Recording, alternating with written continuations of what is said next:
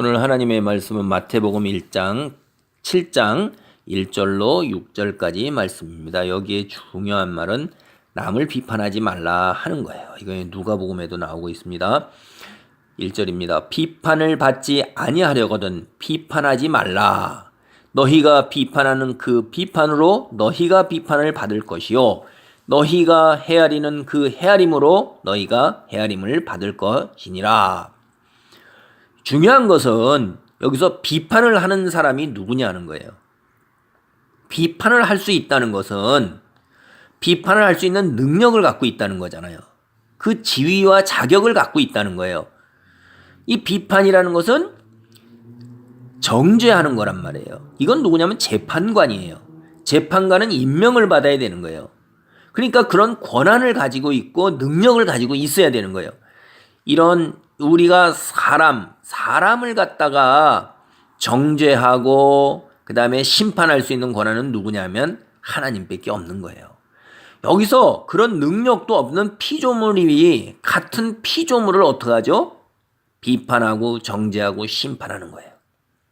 그러니까 내가 그러한 권한과 능력이 없는데도 같은 위치에서 같은 위치에 있는 사람을 자기가 더 우월하다 하여 비판을 하는 거란 말이에요.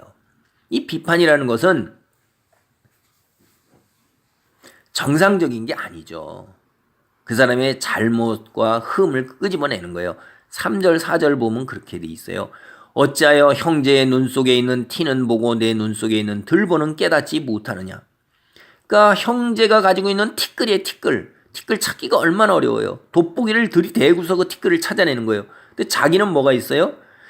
들보가 있는 거예요. 집에 보면은 그 큰 기둥이 지나가죠. 그거 얼마나 큰 겁니까? 그거는 누구나 봐도 금방 다 아는 거예요.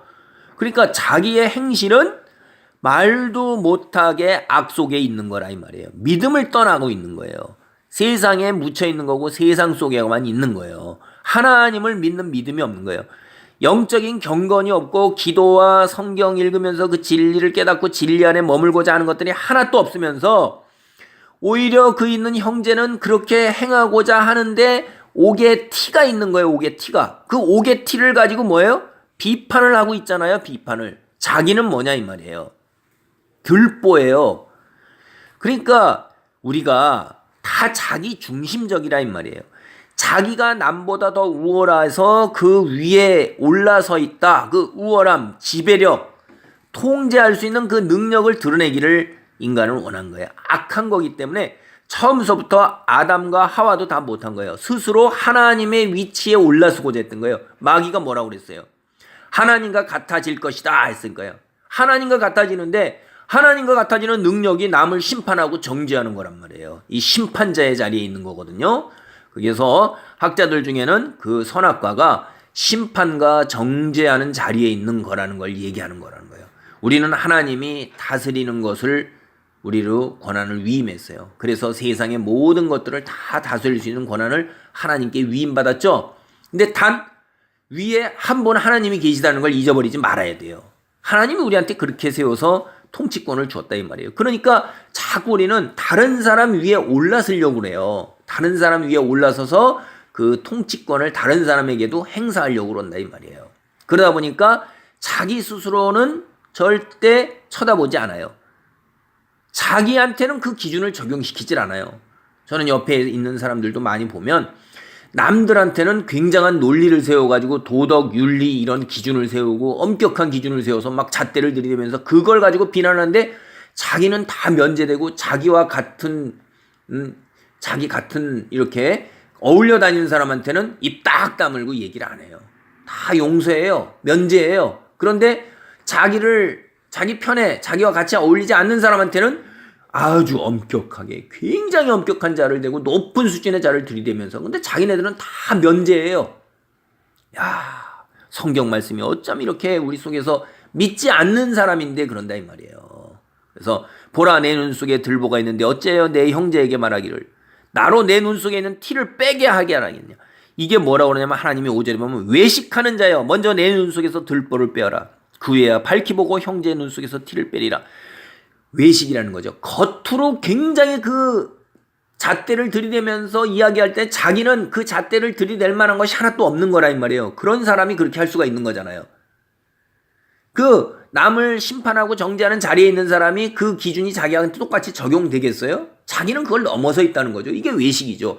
남에게 겉으로 보이는 척하지만 하나님 앞에서는 그게 밝히 다 드러난단 말이에요. 그래서 이건 외식이란 말이에요. 가짜로 꾸민 거예요. 사람들 보기에만 그냥 아이고 굉장한 것 같이 보이는 거예요. 우리 주변에서 살아가면서 이런 일이 얼마나 많습니까? 남에게 요새는 SNS에서 다 가짜로 꾸미는 일들이 너무나 많은 거예요. 그런데 실상은 굉장히 가난하고 비난한 거죠. 여기서 가난한 건 경제적으로 가난한 걸 얘기하는 게 아니에요.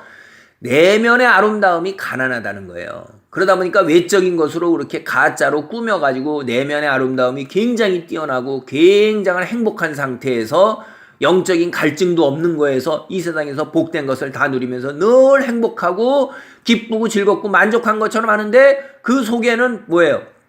갈증이 많은 거예요. 영적인 갈증, 하나님이 없는 그 갈증을 뭘로 채우겠어요? 그리고 기쁘고 행복하고 즐겁지 않아요. 만족하지가 않아요. 그걸 감추느라고 그렇게 외식을 한다 이 말이에요. 그래서 하나님이 뭐라고 그래요? 그런 외식하는 자리에 있지 아니하고 먼저 내 눈 속에 들보를 빼라. 내 행실을 먼저 하나님 앞에 말씀에 비추어서 하나님 앞에 나를 살펴라 이 말이에요. 항상 뭐예요? 자기 자신을 살펴야 되는 거예요. 그래서 일찍이 동양이나 서양이나 이렇게 현인들, 철학자라 불리는 사람들이 뭐라고 그랬어요? 내 자신을 살펴라. 내 스스로를 알라. 그래갖고 이렇게 얘기한 거예요. 성찰, 반성, 숙고, 생각, 자기를 살피지 않는 이런 삶은 살 만한 가치가 없다라고 얘기한 철학자도 있었고, 서양의 동양 사람들도 어떤 분은 하루에 3번씩 자기를 반성을 하라고 그랬어요. 그러니까 자기를 먼저 살피라 이 말이에요. 성경도 마찬가지죠. 내 눈 속에서 들보를 빼라는 게 뭐예요? 나 자신을 하나님의 말씀으로 비춰보고 남까지 갈 능력도 안 되고 시간도 없어요. 내가 바쁜 거예요. 내가. 하나님 앞에 내가 기도하고 성경 읽고 찬송하고 예배드리기가 바쁜데 남한테 어떻게 그런 거를 갖다가 비판의 잣대를 들이대요. 하나님 말씀으로 감히. 그래서 여기에 보면 남을 비판하고 비난하고 정죄하고 심판하지 말라는 거예요. 그건 하나님께 있는 거예요. 그러나 판단은 할 수가 있어요. 그러니까 판단하지 말라는 게 아니에요. 우리가 사람을 보고 아우 저 사람은 가라지인가? 저 사람은 거짓된 신앙인가? 저 사람은 외식하는 자인가라는 건 판단을 할 수가 있어요. 그걸 드러내서 입 밖으로 꺼내서 사람들에게 옮기지 말라는 거예요. 자기의 생각과 판단을 사람들에게 옮기는 순간에 그게 뭐가 돼요? 비판이 되고 비난이 되고 정죄가 되고 심판이 되는 거예요. 그럼 교회 안이 분란이 있고 깨지는 겁니다. 그렇게 하지 말고 판단 속으로 스스로 판단하고 사람은요 다 마찬가지 생각이에요. 공통 생각을 다 갖고 있어요. 자기는 사람들이 모르는 것 같죠? 그래갖고 자기가 막 남에게 잣대를 들이대지만 다른 사람들도 다 똑같은 생각으로 잣대를 들이대고 외식한다는 걸 다 알고 있어요. 마치 그렇게 하는 사람들은 다른 사람이 모르는 것 같아요. 그런데 세월이 지나니까 다 드러나고 다 알고 있더라고요. 그 다음에 6절은 툭 튀어나오는 말씀인데요. 1절로부터 5절의 그 맥락과 7절 맥락이 아닌 중간에 툭 들어간 말씀이에요. 거룩한 것을 개에게 주지 말며 너희 진주를 돼지 앞에 던지지 말라. 그들이 그것을 발로 밟고 돌이켜 너희를 찢어 상하게 할까 염려함이라. 거룩한 것을 개에게 주면 진주를 돼지 앞에 던져주면 던져준 그 개나 돼지가 우리를 상하게 할 수도 있어요. 이게 뭐야? 차라리 개뼈딱이라도 하나 주지? 아니 구정물이라도 하나 주지? 하나님의 거룩한 진리의 말씀 구원에 이루는 것 같은 것 이런 거를 받은 이들은 그것을 볼 수가 없는 것입니다. 그래서 능력 있는 사람 이런 것을 받아들일 그럴 만한 사람에게 이런 걸 줘야 되죠. 개라는 게 뭐예요? 하나님의 말씀을 갖다가 따르지 아니하는 이런 개. 세상 풍조를 따르는 사람을 개라고 성경에서는 불러요. 하나님을 인정하지 아니하는 사람. 그 다음에 마태복음 13장 45절 46절에 보면 천국은 마치 좋은 진주를 구하는 장사와 같으니 극히 값진 진주 하나를 발견하며 자기의 소유를 다 팔아 그 진주를 사느니라. 이 세상이 아니라 영원히 사는 천국을 이제 깨달은 거예요. 그런 사람은 어떻게 돼요? 그게 진주예요. 그 진주를 갖다가 돼지는 뭐냐? 세상의 풍조 속에서 세상의 것이 전부인 사람들에게 그 천국의 놀라운 진리와 영적 진리를 줘봐야 오지도 않는단 말이에요. 그리고 오히려 믿는 자들 미친놈이다. 저놈들 저 세상 것도 모르는 것들 그 가난하고 형편없는 놈들이니까 우선 오히려 찢어 상하게 하는 거예요. 그래서 세상의 풍조 속에 적들었고 세상만을 위해서 사는 이 악한 무리들 있잖아요. 자기중심적으로 재물에 대한 탐욕이 끝이 없어요. 하나님을 모욕하는 무리들, 이런 무리들에게는 이런 하나님의 거룩한 말씀을 갖다가 줄 필요가 없고 던질 필요가 없다는 거예요. 이게 여기에 그런 말씀이에요. 그럼 그런 사람이 누구냐? 그럼 복음 전도를 어떻게 하냐? 뱀같이 지혜롭고 양같이 순결하게 해야 되는 거예요. 이렇게 하나님을 대적하는 무리들, 여호와의 말씀을 모욕하고 하나님의 이름을 훼손하는 자들에게까지 우리가 이런 것을 베풀 필요가 없다는 얘기지, 전도를 하지 말라는 얘기가 아니에요. 분별을 잘 하셔야 돼요. 세상 풍조 속에서 절어가지고 하나님을 대적하는 무리들, 이게 개 돼지예요. 그들에게까지 하나님의 말씀을 전할 필요가 없다는 것입니다.